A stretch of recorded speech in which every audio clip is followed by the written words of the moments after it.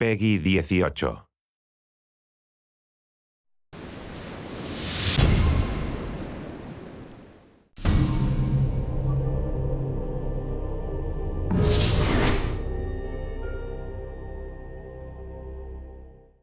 My name is Mike Burkhead. I'm a senior designer here at NetherRealm Studios. The Challenge Tower is 300 missions where we really wanted to challenge the player's mastery of different mechanics in the game while also challenging their dedication to sticking with it.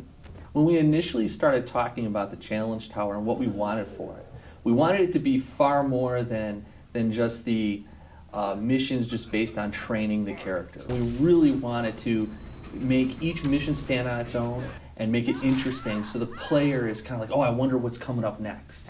We wanted to make sure that we stayed true to the core of why people love this game, which is, I beat the shit out of you and then I rip your head off. And that is really why everyone loves Mortal Kombat, is the combat. And so the Challenge Tower is focused on that. What we did is we started off by exposing the fight engine and the capabilities of our normal fight engine in different ways such that we could create a variety of missions.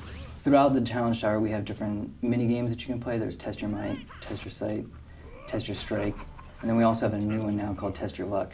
Initially, it was just this idea where you'd have these like slot reels that would, as they would come up, they would randomly pick different modifiers, who you would fight, who you would be. And these modifiers were just exposed elements like, flip the screen upside down, double damage.